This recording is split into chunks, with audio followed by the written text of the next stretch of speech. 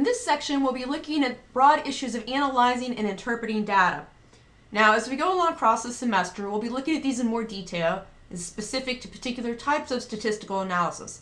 But here we need to look at some larger issues, especially as to how they relate, once again, to data collection. The first of these is a non-response. Take a minute and look in your text and make sure you're clear about what the non-response means, and then think about why this would be a problem. When you've got this down in your notes, please click and move forward to the next slide. A non-response occurs when someone either refuses to participate or is unavailable. This creates a type of self-selected sample, which we've already viewed over how problematic these are, so the results may not be generalizable to the full target population. Another problem with analyzing data is missing data. Again, take a look at what this is and then think about why this would be a problem.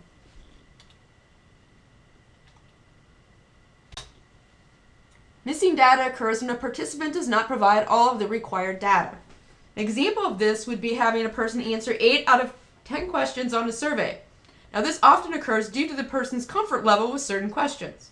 For example, the person may be comfortable in answering questions 1 through 5, but skip 6 through 7 because they are uncomfortable topics for them, and then finish answering questions 8 through 10.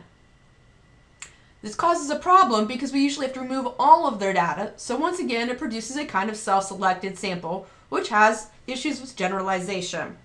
This is because I'm often interested in looking at connections between people's responses on the surveys. So if I don't have the data for questions 6 and 7, I will not be able to answer my questions regarding how information in 6 relates to issues in questions 3 and 10. Now, another type of missing data is when people drop out of a study. We often call this an attrition rate. This is a serious problem in studies that collect data on the same participants over many years. We'll be taking a look at this more later in the semester when we look at longitudinal studies. This also produces a type of self-selected sample. As a general rule of thumb, if you have a 30% or higher attrition rate, or you're throwing out more than 30% of your data due to missing data, it's considered a serious methodological flaw and seriously limits the accuracy of the conclusions you can draw from your results. Now, when interpreting results, we need to pay very careful attention to what the term statistically significant means. In the general language, something being significant means that it's large. That is not what it means in the language of statistics. Take a moment and go through your text and look at pages 8 through 9 and make sure you're clear about what something being statistically significant looks like, and pay careful attention to the example that they provide.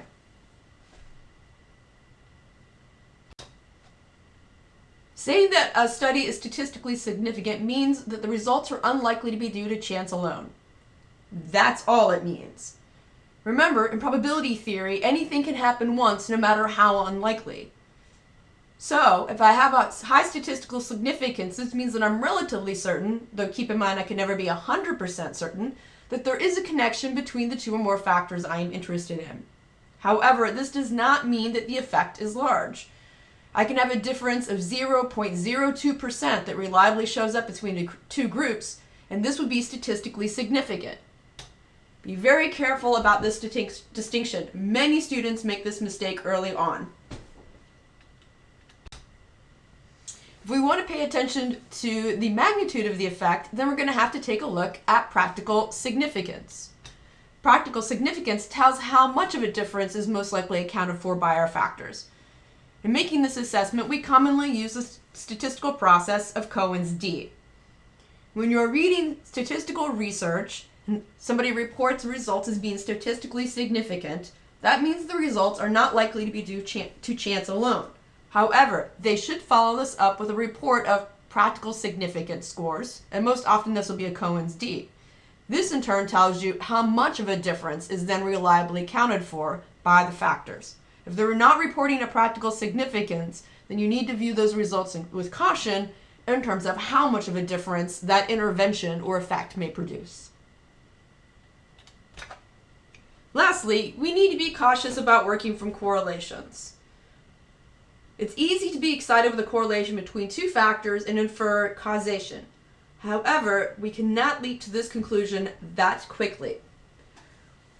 As we move along into the chapter specifically on correlations, we'll look at how one can design a series of studies that can allow us to begin to make relatively certain assessments of causation, and in this case we'll be looking at the effects of cigarette smoking and cancer.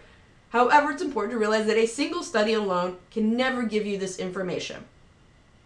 The cartoon below we have also gives you a nice example of what we call a spurious correlation.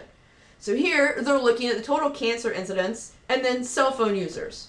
Now, charting this data out and looking at it purely here in this graph, or if you ran it through a statistical analysis of Pearson D, you might find that you get a strong correlation between these two. And since total cancer incidences started increasing prior to cell phones, you would be tempted to draw a conclusion and say that cancer is causing cell phone usage. This is an example of two different factors that may have no relationship to each other whatsoever, and thus a spurious correlation, or also they may be connected by some other third variable. For example, technology that we use for increasing our ability to detect cancer early may also have some similarities with technology that we use for cell phone building. So, they may be connected by the types of technology, but that would be it. Thus, cancer would not be seen as causing cell phone usage. This concludes our review overlooking at issues regarding analyzing and interpreting results. The next PowerPoint that we have to look at will be looking at numbers and precision.